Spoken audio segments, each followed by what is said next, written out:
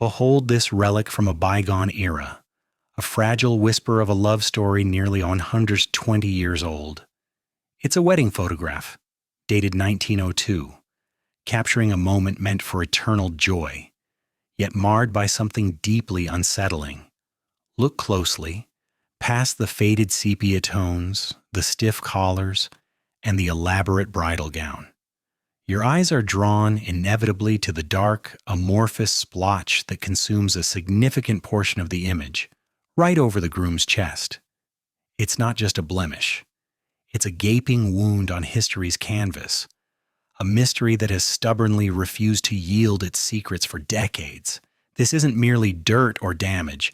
This is a stain so peculiar, so profoundly out of place that it baffled every expert who dared to touch it, leaving behind a chilling question. What unseen event, what dark secret could have left such an indelible mark on a day meant to be pristine?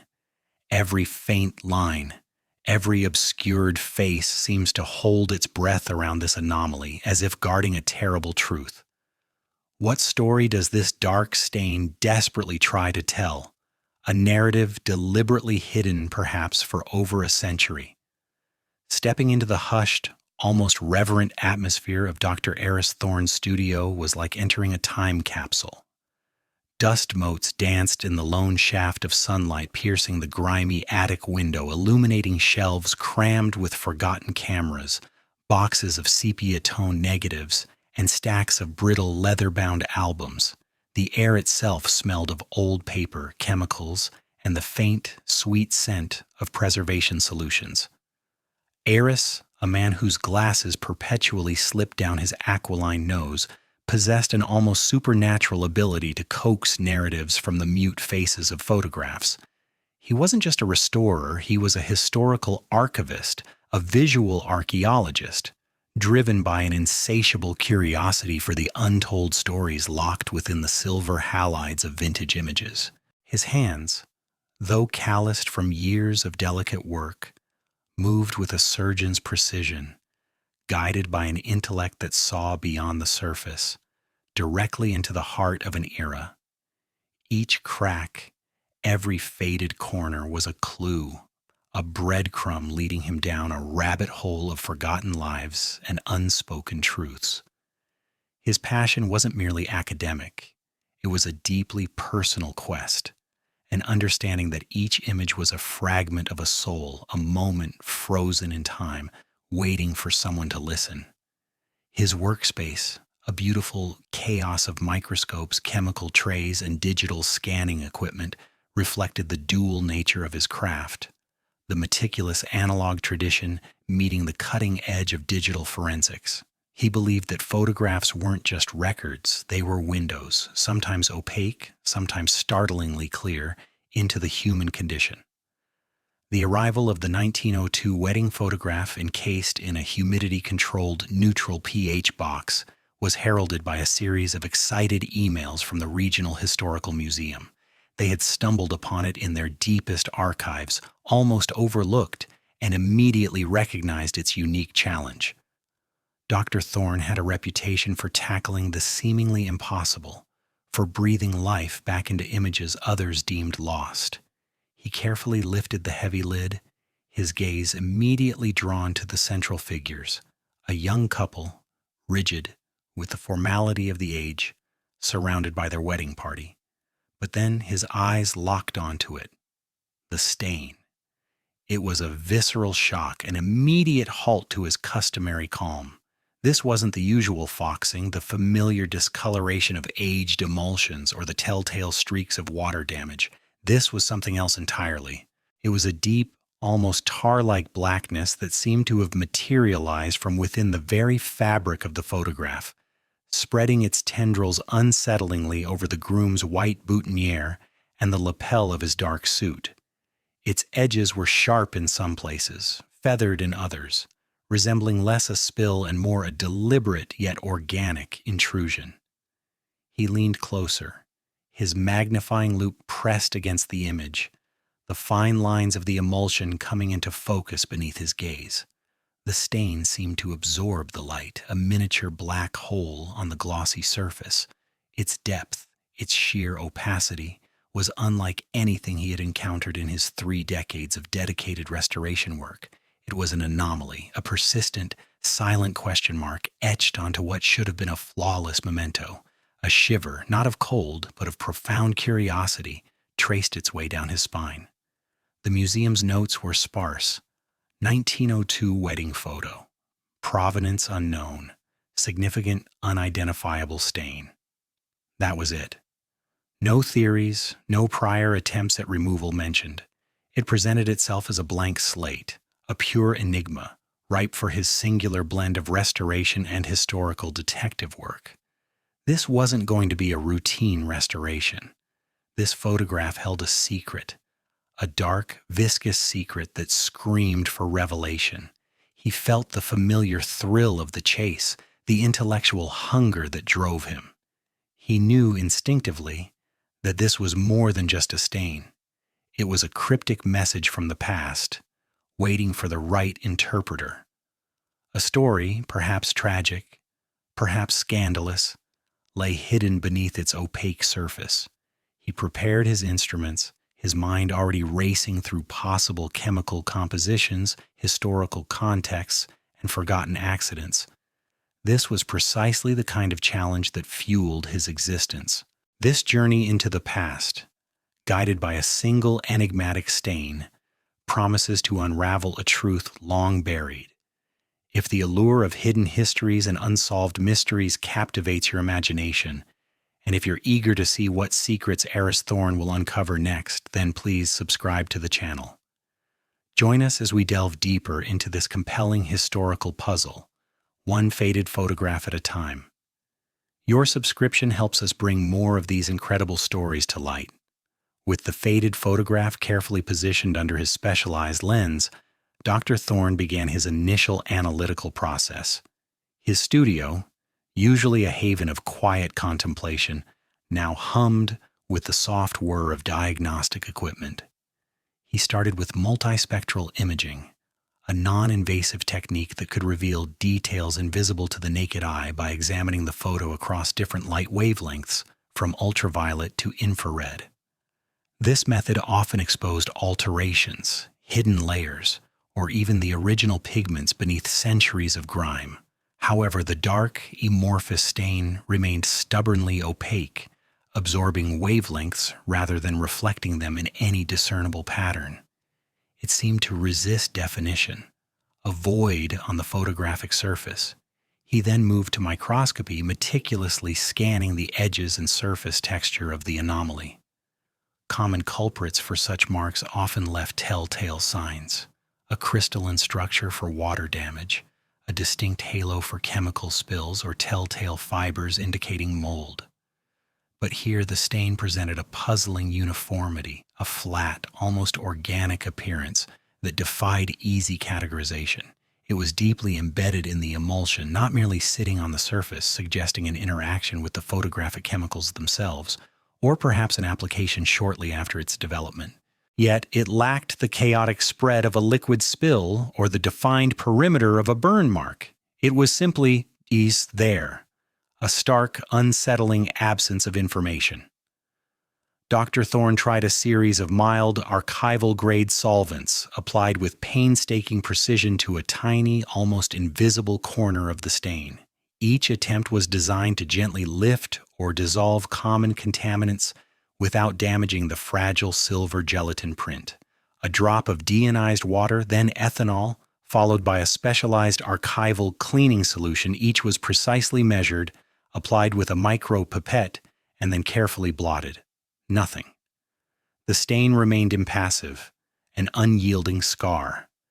This resistance was alarming. Most organic or inorganic external contaminants would react even subtly to at least one of these agents. The fact that it didn't suggested something far more intrinsic, or perhaps a substance so unique that it defied his standard toolkit. A growing concern began to take root in his mind. This wasn't merely a difficult restoration. It was an enigma. The stain wasn't just old. It felt ancient in its defiance. as if it had become one with the very fabric of the photograph over the century. He observed it again under different lighting conditions. Under direct, cool LED light, it seemed purely black.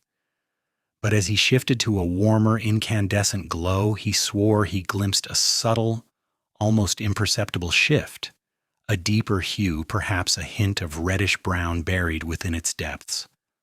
Was it his imagination, or was the stain playing tricks evolving under his gaze?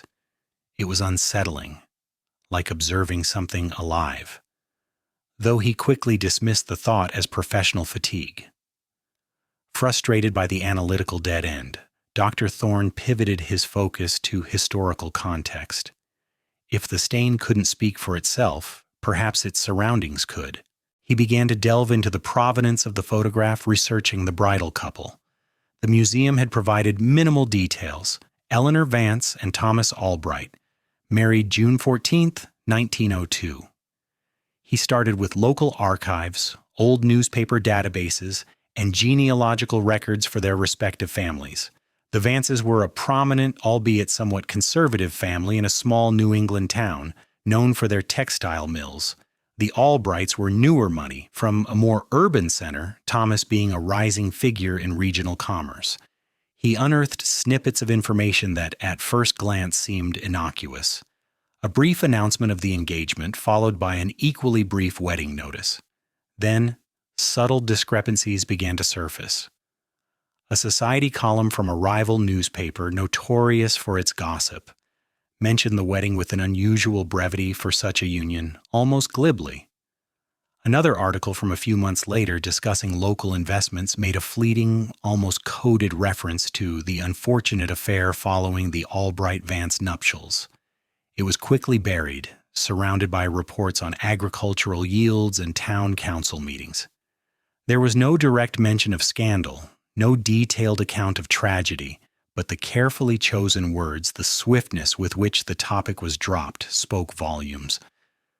Further digging into the microfiched archives of the local newspaper, the Haven Chronicle, revealed a pattern of suppression. Any mention of the Albright-Vance families after the wedding date became conspicuously scarce, almost as if they had vanished from public discourse. There's an article from late 1902 about the local historical society, and among the names of benefactors, Thomas Albright's name was notably absent from a list where, given his business acumen, it should have been prominent.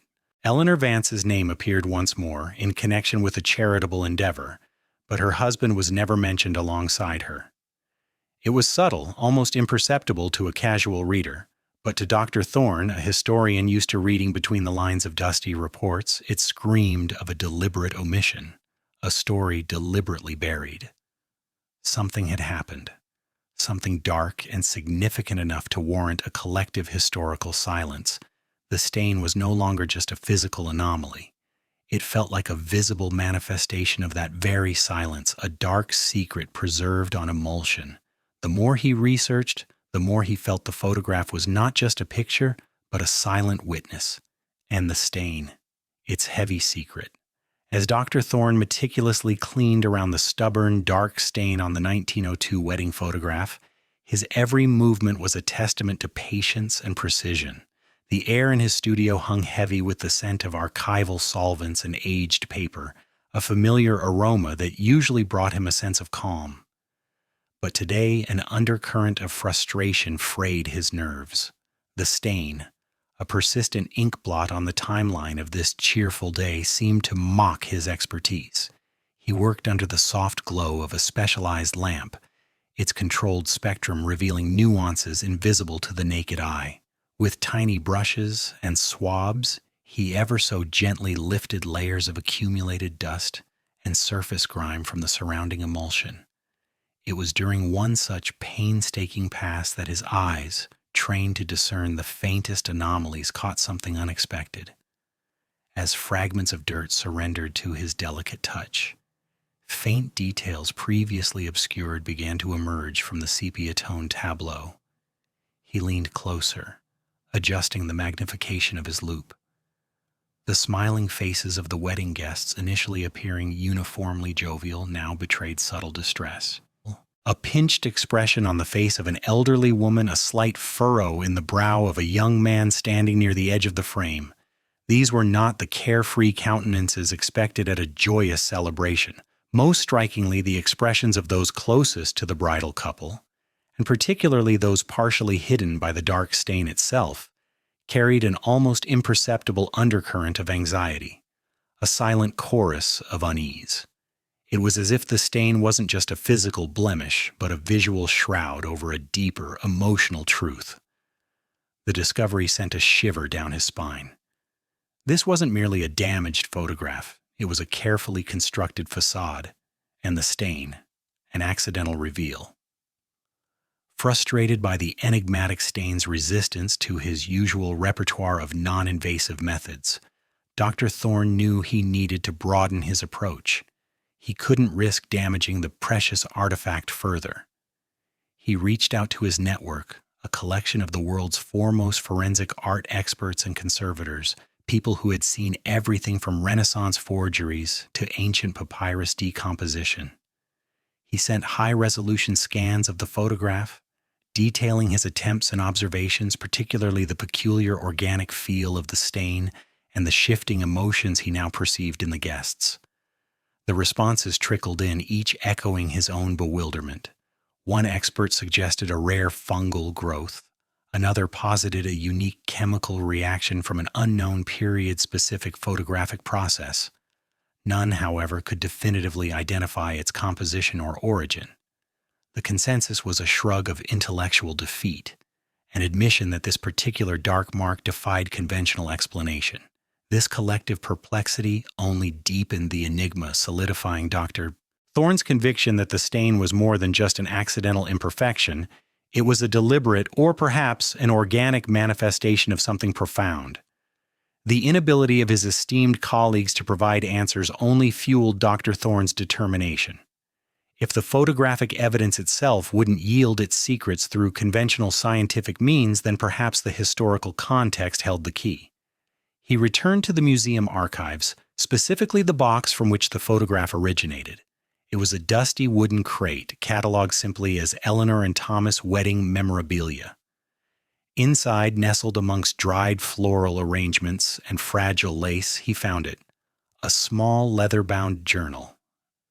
Its cover was scorched and brittle, parts of its pages singed, as if it had narrowly escaped a fire. The handwriting within was delicate, somewhat hurried, and slightly faded with age. It belonged to Clara, Eleanor's younger sister, according to a hastily scrawled label on the inside cover.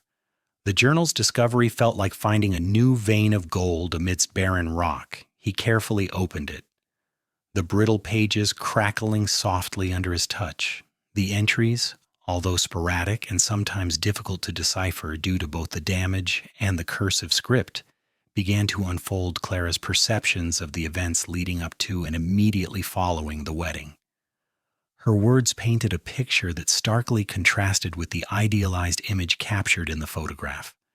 There were cryptic entries from around the wedding date, hints of hushed conversations and strange occurrences. One particular entry, dated just days before the ceremony, spoke of a shadow falling over Eleanor's joy and Thomas's unsettling gaze. Another, written retrospectively, described the wedding day itself as being cloaked in a false merriment and a dark foreboding that permeated the very air. Clara's journal became a fragile, yet potent, counter-narrative, whispering secrets that the photograph had so stubbornly guarded. Dr. Thorne realized that the true story of Eleanor and Thomas's wedding was far more intricate and potentially far more tragic than anyone had ever imagined. The stain was no longer just a physical anomaly. It was a symbol, beckoning him deeper into a forgotten past. Dr. Thorne, now completely engrossed, meticulously began the painstaking process of deciphering Clara's journal entries. The fragile pages, some with edges crumbling like dried leaves, held a narrative far richer and more unsettling than he could have anticipated.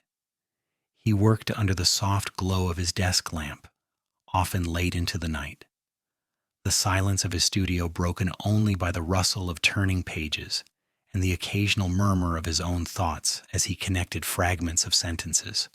Clara's elegant script, though sometimes smudged or faded, painted a vivid picture of a young woman burdened by anxieties that went far beyond typical pre-wedding jitters.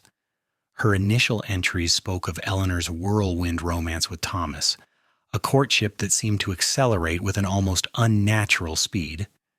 She described Eleanor as being initially enchanted, but soon this enchantment gave way to a subtle, yet pervasive, sense of unease in Clara's observations. The journal revealed a growing disquiet in Clara's mind, a feeling of foreboding that intensified with each passing day leading up to the wedding. She wrote of Eleanor appearing increasingly withdrawn, her usual effervescence replaced by a quiet solemnity. Clara's words hinted at a coerced engagement, a union driven by unspoken pressures rather than genuine affection. She carefully documented snatched conversations she overheard, fragments of arguments between Eleanor and her parents, and hushed whispers concerning Thomas's family connections and their purported influence. It became clear that this was not the joyous, blissful union the wedding photograph so perfectly staged. Instead, Clara's journal entries described something far more complex and troubling, hinting at either a forbidden love that had been quashed or, more sinisterly, a forced marriage designed to secure status or fortune for one of the families, quite possibly at Eleanor's expense. As Dr. Thorne delved deeper, Clara's suspicions about Thomas began to crystallize. Her entries became less about Eleanor's distress and more about her own growing mistrust of her soon-to-be brother-in-law. She described Thomas as charming on the surface, but with an underlying coldness, a calculated demeanor that unsettled her deeply. Clara wrote of his eyes, which she called windows to a calculating mind, and his smile, which he felt never quite reached his eyes. She noted his strange habits, his frequent unannounced departures and returns, his hushed phone calls, and the way he would suddenly appear in places where he was least expected, observing Eleanor or other wedding guests with an intensity that Clara found chilling. There were vague allusions to Thomas having a past that he desperately wished to bury, and Clara often expressed her fear that Eleanor was walking into a situation she could not possibly comprehend. Clara's entries detailed strange occurrences in the days leading up to the wedding. Objects would go missing from Eleanor's room only to reappear in odd places. Whispers from the staff spoke of Thomas's abrupt flashes of temper, quickly smoothed over with an unsettling charm. Clara recounted a particular incident where she overheard a heated argument between Thomas and an unknown man late one evening, their voices low and urgent, discussing repercussions and unforeseen complications. The words themselves were not explicit, but their context, coupled with Clara's growing anxiety, painted a picture of Thomas being embroiled in something decidedly unsavory. He was not the respectable, upright gentleman he presented himself to be. There was a darkness, a hidden agenda that Clara, with her youthful intuition, sensed acutely. She feared for Eleanor, sensing her sister's increasing resignation rather than anticipation for her wedding day. The journal was a testament to a growing internal struggle, a private battle fought by a young woman witnessing her sister's journey towards what she perceived as an ill-fated destiny. It was during one of these intense reading sessions, as Dr. Thorne allowed his gaze to wander from the journal back to the enlarged digital projection of the wedding photograph, that he experienced a sudden, jarring revelation. He had spent countless hours analyzing every minute detail of the image, consciously avoiding the dreaded stain, treating it as an anomaly to be dealt with after everything else. But now, with Clara's words echoing in his mind, words of Thomas's unsettling nature and the foreboding atmosphere, his perspective shifted. He looked at the darkest part of the stain, the most opaque section that resisted all his cleaning attempts, and then at Thomas's figure within the frame. The realization hit him with the force of a physical blow. The stain, this inexplicable dark mark that had plagued him for weeks, was not randomly placed. It was centered with chilling precision. He zoomed in further, his breath catching in his throat. The darkest, most concentrated part of the stain lay directly over Thomas's heart, precisely where a man's left breast pocket, and thus his heart, would be. He had dismissed it before, seeing it merely as an unfortunate placement of damage, but now, illuminated by Clara's whispers of dread and suspicion, it transformed into something far more significant. The stain was not just an obscuring blemish, it was a focal point, a silent accusation, or perhaps a grim prophecy. It was a detail he had initially overlooked, blinded by the technical challenge of the stain itself. But now it was impossible to ignore. The stain wasn't just on the photograph. It was about Thomas, inextricably linked to his very essence in that fateful frame. It was a profound, horrifying insight that deepened the mystery even further, suggesting that the stain was not an accident, but an integral part of the untold story of Eleanor and Thomas's wedding day. The journal entries from Clara, Eleanor's younger sister, had painted a picture far removed from the idyllic scene the wedding photograph initially suggested.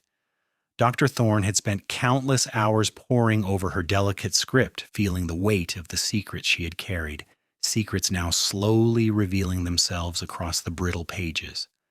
Clara's accounts of a shadow falling over Eleanor's joy and Thomas's unsettling gaze resonated deeply, clashing with the forced smiles and formal poses in the fading image.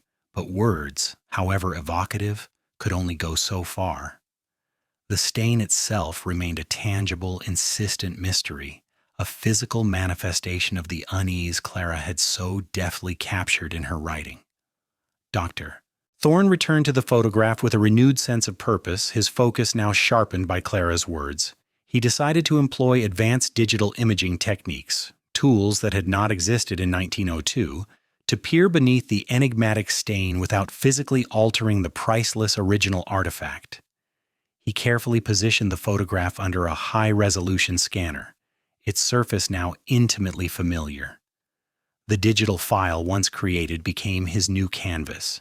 He began to apply a series of sophisticated filters, experimenting with different light spectrums, contrast adjustments, and color inversions, pushing the boundaries of what was visually perceptible. Hours blurred into a single intense session. Initially, the digital manipulations yielded little beyond a clearer view of the stain's intricate texture and its unsettling amorphous shape. It seemed to absorb light, creating a void that resisted every attempt to penetrate its depths. Dr. Thorne felt a familiar wave of frustration, but Clara's words echoed in his mind, urging him onward. He remembered her description of Thomas having a hidden agenda, a phrase that now seemed to directly connect to the physical location of the stain, precisely over Thomas's heart in the photograph. This was no mere coincidence. He isolated the section of the image directly beneath the stain, magnifying it to an extreme degree.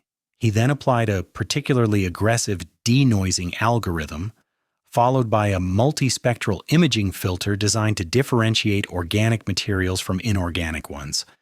The screen flickered, displaying an almost abstract swirl of pixels. Then, with a subtle shift in the filter's parameters, a glimmer of a revelation emerged. Faintly, beneath the oppressive darkness of the stain, he discerned a small, dark object. It was indistinct, blurred by the stain's persistent presence, but unequivocally there. It appeared to be pressed against Thomas's immaculate white waistcoat, nestled directly beneath where the dark mark had manifested. The object's shape was elongated, slender, with a slightly irregular contour, almost organic in its form. It wasn't a button, nor a part of his attire. It seemed to be embedded, or perhaps stuck to the fabric. Dr. Thorne adjusted the contrast further, and for a fleeting moment he thought he saw a subtle glint, a tiny point of reflection, as if from a metallic tip. But the stain stubbornly reasserted its dominance, obscuring the detail once more. He meticulously saved the enhanced digital layer, a precious piece of the puzzle finally emerging from the century-old darkness. The discovery of this faint object ignited a new urgency in his study of Clara's journal. He returned to her entries, searching for anything that might corroborate the visual evidence. He reread the cryptic accounts of the wedding day, searching for specific details that he might have overlooked before. His eyes skimmed over familiar phrases, then landed on an entry dated a few days after the wedding, written with a frantic, almost illegible hand. Clara wrote of a terrible incident that had occurred during the wedding reception.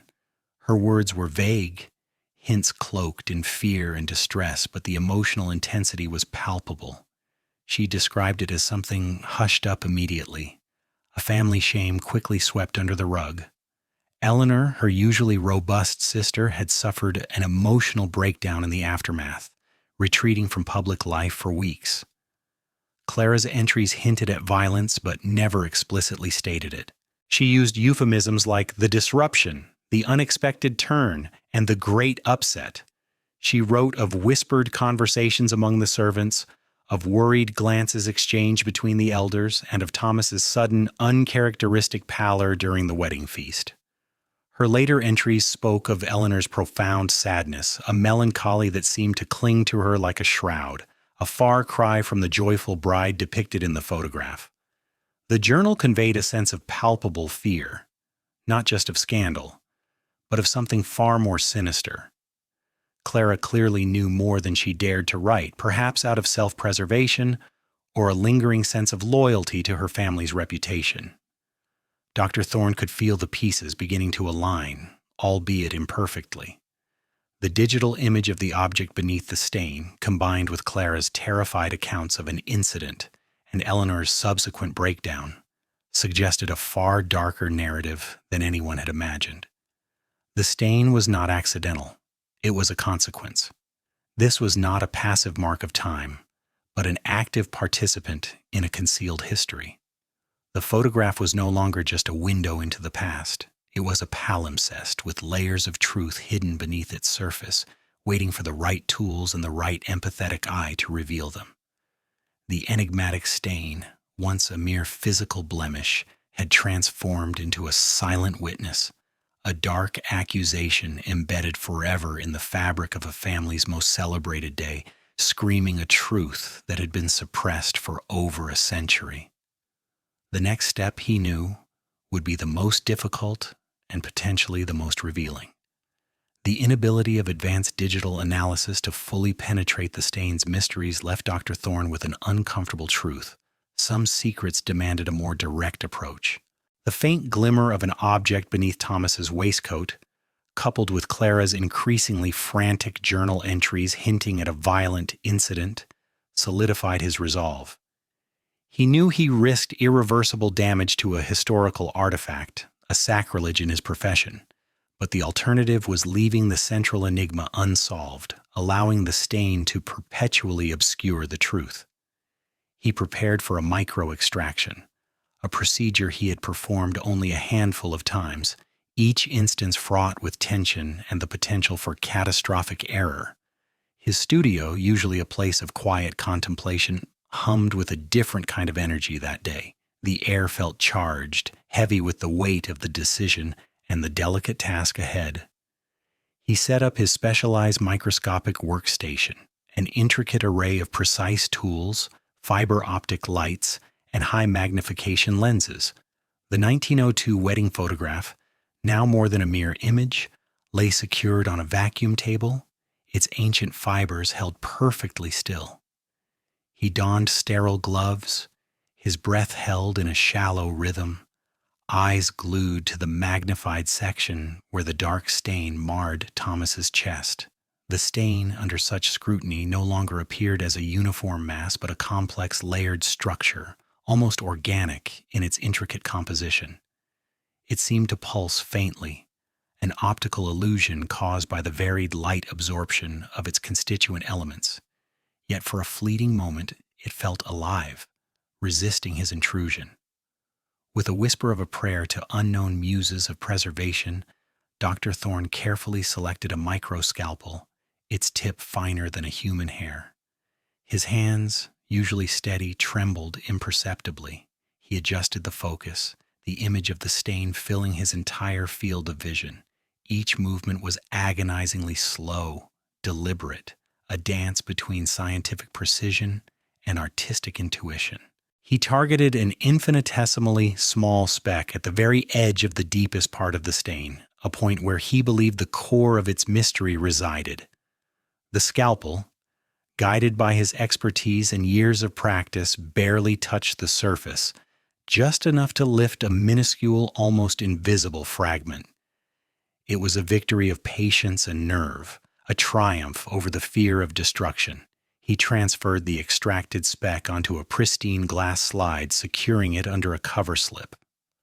Under the powerful electron microscope, the fragment revealed its startling complexity. It was not a single substance, as he had initially thought, but a composite, a mosaic of disparate materials fused together over a century. The initial scan revealed crystalline structures, amorphous organic matter, and tiny, almost metallic inclusions. His heart pounded with a mixture of fear and exhilaration. He initiated a series of chemical analyses, feeding the microscopic data into his advanced spectrometry equipment. The results began to populate his screen, one element at a time, building a clearer yet increasingly unsettling picture. The first definitive identification was iron, but not just any iron. It was present in a form consistent with dried blood, a shocking revelation that sent a chill down his spine. Blood. On a wedding photograph. Whose blood?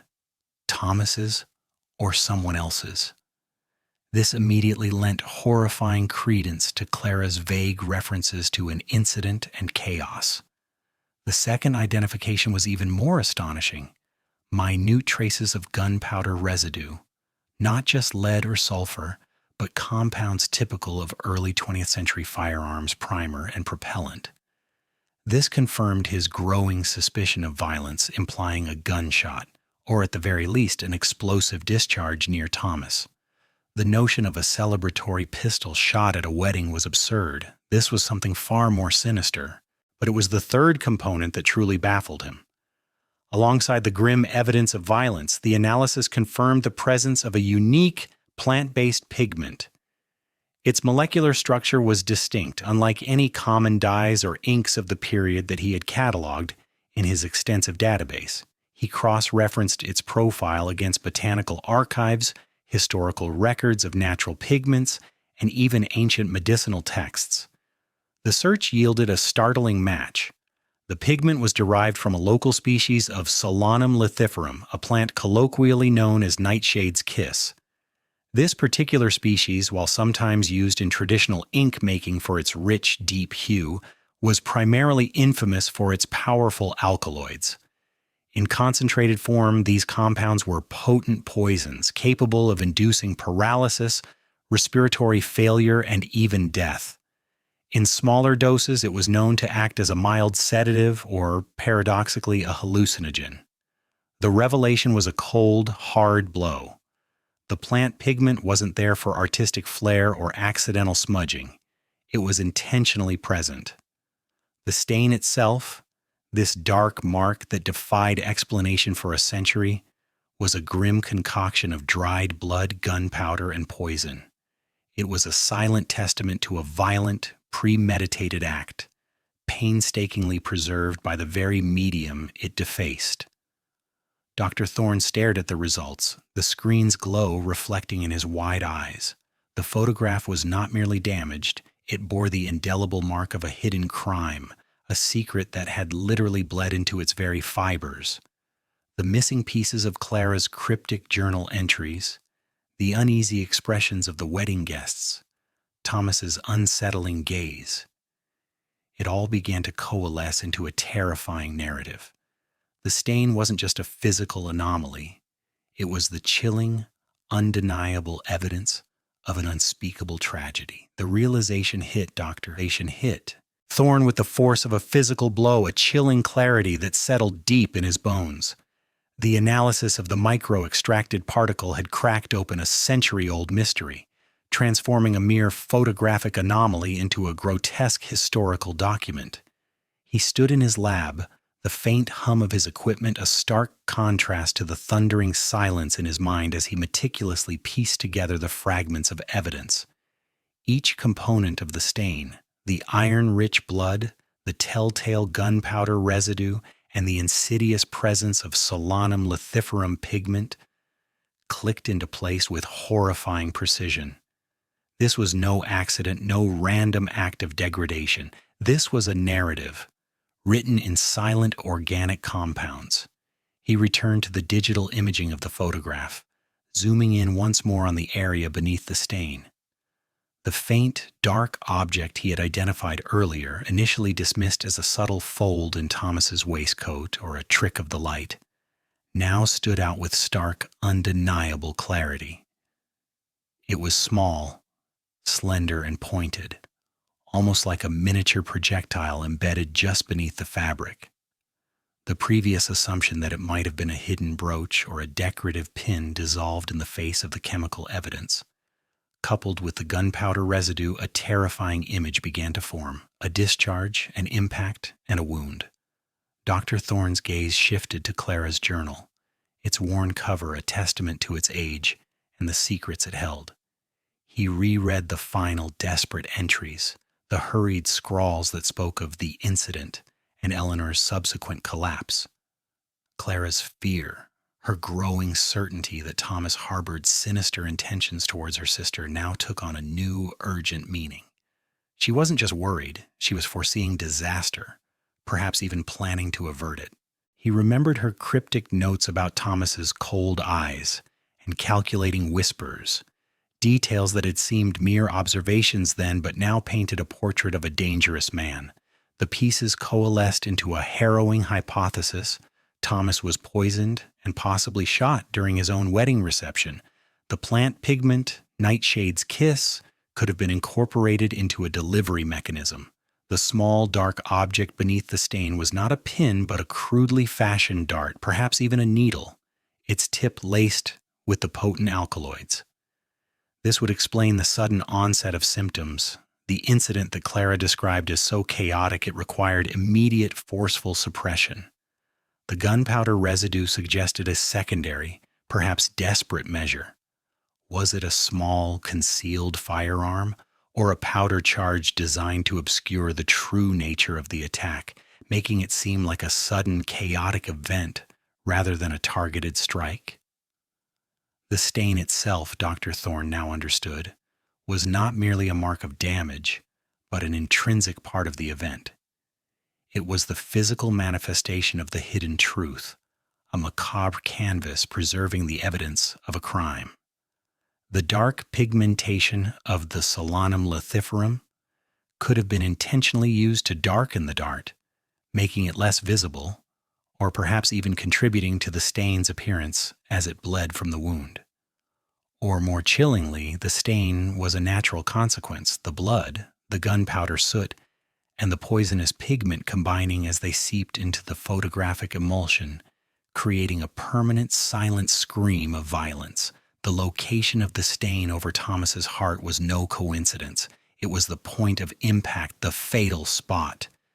This wasn't some random splash, it was a targeted strike, the meticulous work of a killer, or perhaps a desperate savior. Clara's final journal entries, filled with a sense of dread and a fierce protectiveness over Eleanor, screamed of a motive. She clearly believed Thomas posed an existential threat to her sister. She wrote of overhearing whispered plans, of Eleanor's increasing pallor and withdrawn demeanor in the days leading up to the wedding. What if Clara, witnessing Thomas's true nature, and perhaps even catching him in an act of cruelty or betrayal, had taken matters into her own hands to save her sister from a lifetime of misery, or worse? The incident Clara described was not a mere disruption.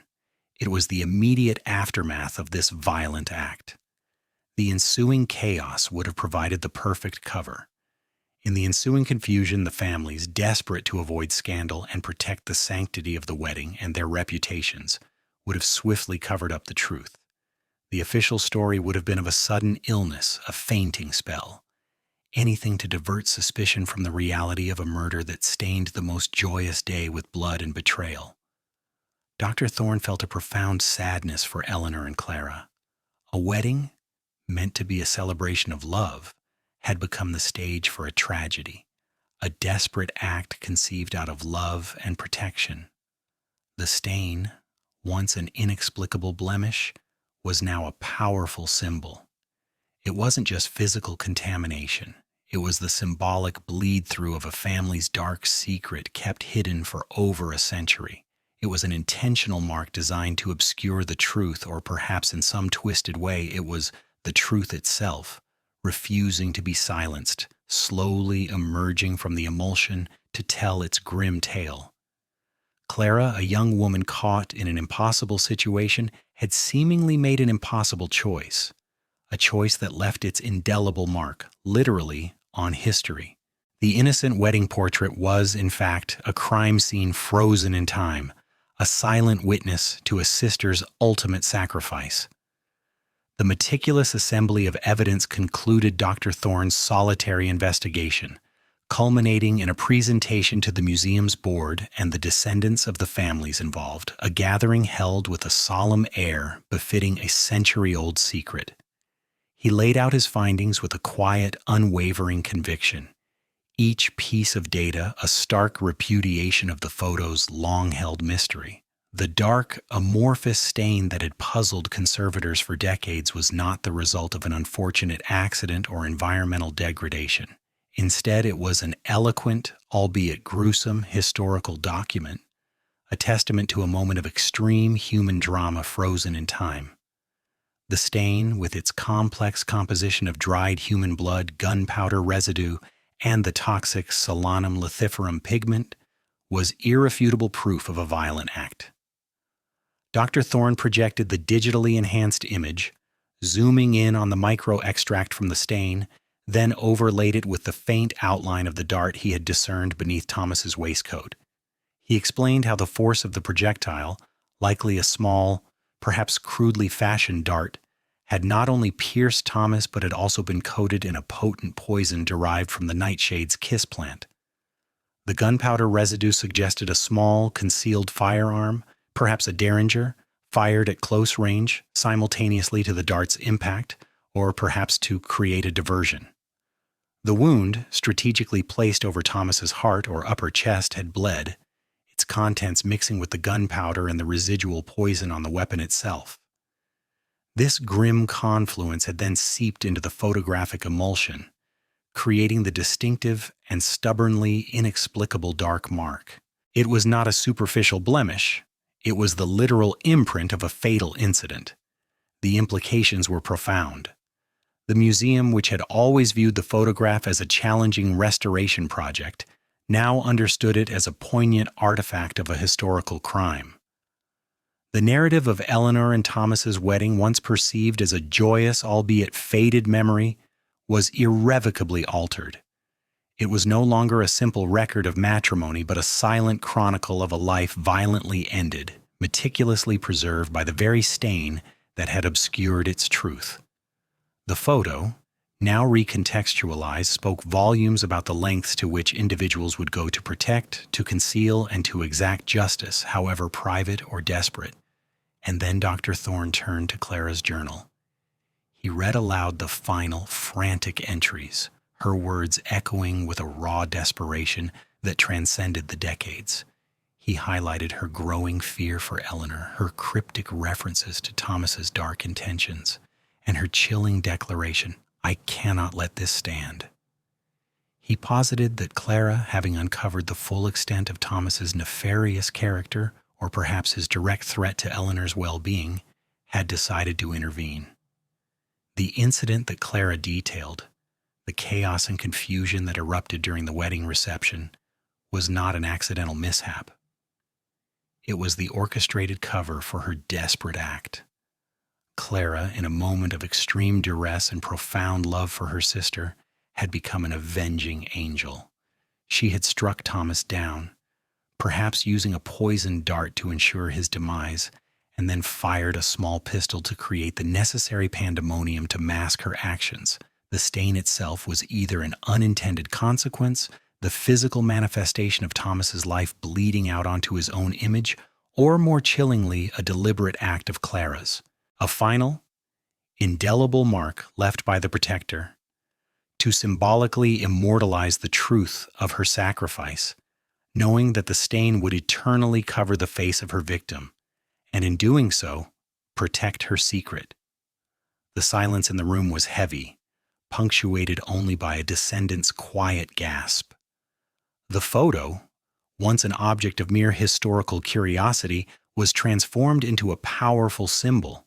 It was a monument to Clara's courage, a testament to the fierce, protective love of a sister, and a stark reminder that history is often written in shadows and secrets only to be brought to light through diligent, empathetic investigation. Dr. Thorne emphasized that the stain was not a flaw to be removed, but a vital part of the photograph's narrative. It was not a mark of damage, but a unique, almost sentient witness to a century-old tragedy. The formerly stained photo, once a symbol of an unexplainable blight, was now understood as a profound testament to sacrifice and love, finally deciphered after over 100 years of silent vigil. The narrative of this 1902 wedding was a powerful reminder that every artifact, every faded image holds within its fibers a story waiting to be told, a secret yearning for revelation. It underscored the profound responsibility of historians and conservationists, not merely to preserve the past, but to understand it, to listen to the whispers of forgotten lives, and to illuminate the inconvenient truths that time often tries to bury. The photo now hung in a place of honor, accompanied by a detailed account of its true history, a testament to Clara's unwavering love in the dark depths of human nature. What hidden histories do you think are waiting to be uncovered? Let me know in the comments below. Don't forget to like this video and subscribe for more deep dives into the past. Click here for our next video where we explore another fascinating historical mystery.